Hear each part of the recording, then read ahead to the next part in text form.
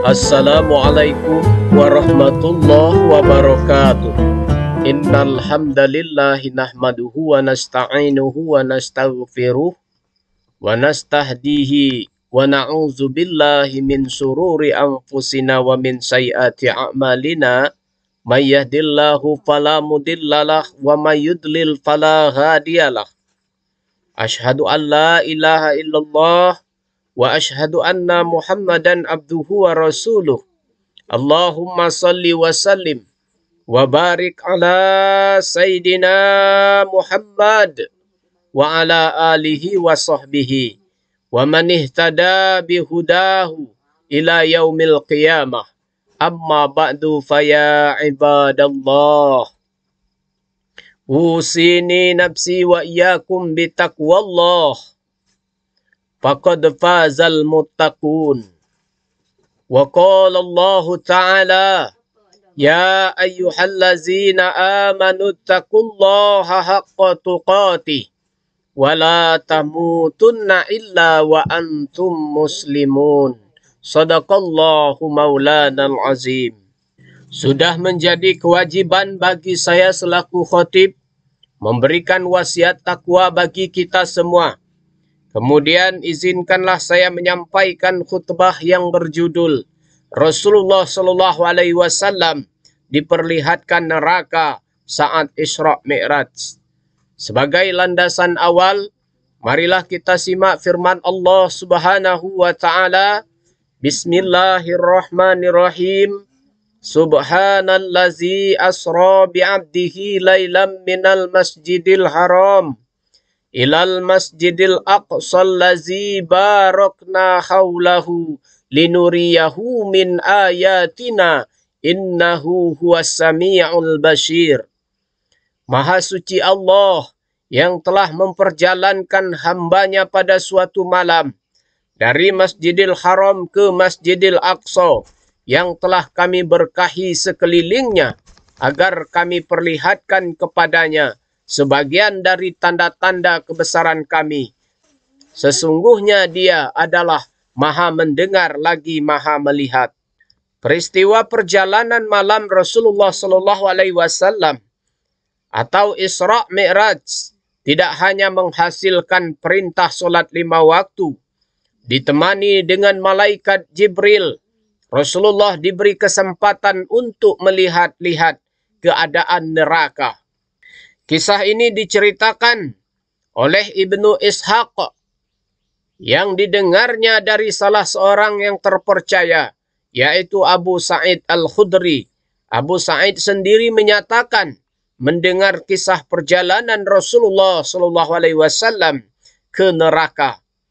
Dari beliau langsung di tengah-tengah perjalanan Mi'raj atau perjalanan dari Masjidil Aqsa menuju Sidratul Muntaha untuk menghadap Allah Subhanahu wa Ta'ala. Rasulullah Shallallahu Alaihi Wasallam pernah bersabda, kemudian aku melihat neraka dan aku sama sekali tidak pernah melihat pemandangan yang lebih buruk daripada hari itu.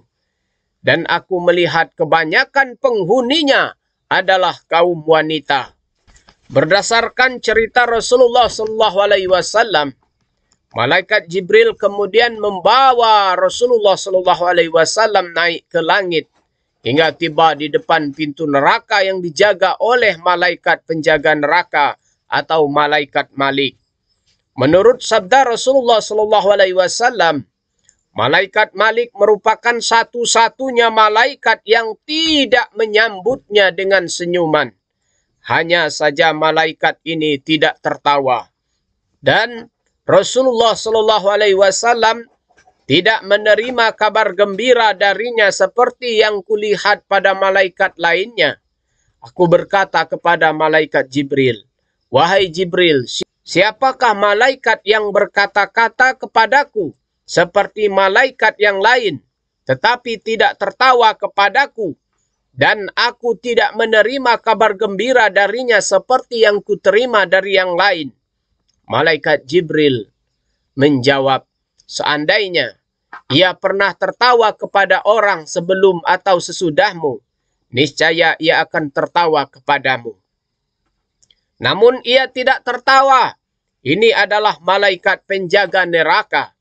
Demikian penjelasan malaikat Jibril yang dinukil dari Sirah Nabawiyah oleh Ibnu Hisham.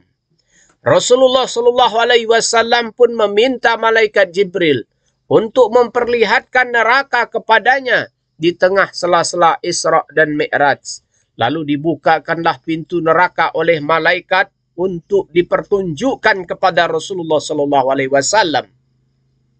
Saat pintu neraka dibuka, Rasulullah SAW melanjutkan cerita.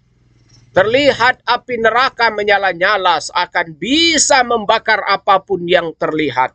Setelahnya Rasulullah SAW melihat manusia yang memiliki bibir seperti bibir unta. Tangan mereka menggenggam sebongkah api neraka seperti bongkahan batu. Mereka memasukkan batu api itu ke dalam mulut, kemudian keluar melalui dubur. Beliau pun bertanya pada malaikat Jibril, "Siapakah mereka itu, wahai malaikat Jibril?" Malaikat Jibril pun menjawab, "Mereka adalah orang-orang yang memakan harta anak yatim dengan cara yang zolim." Kemudian Rasulullah SAW berjalan lagi, melihat sekumpulan manusia berperut besar. Beliau mengaku belum pernah perut sebesar itu. Diketahui Rasulullah SAW dan malaikat Jibril berada di jalan akan dilalui oleh pengikut-pengikut Fir'aun. Mereka menyerupai unta-unta yang kebingungan. Mereka akan dijejalkan ke dalam neraka. Rasulullah SAW kembali bertanya, "Siapakah mereka itu Jibril?" Malaikat Jibril pun menjawab, "Mereka adalah para pemakan harta riba." Demikianlah khutbah yang dapat saya sampaikan. Barakallahu li wa lakum fil Qur'anil azim. Wa nafa'ani wa iyyakum bima fihi min ayati wa zikril hakim. Wa taqabbalallahu minna wa minkum tilawatahu innahu huwas sami'ul alim. Aqulu qawli hadza fastaghfirullahal azim. Innahu huwal ghafurur rahim.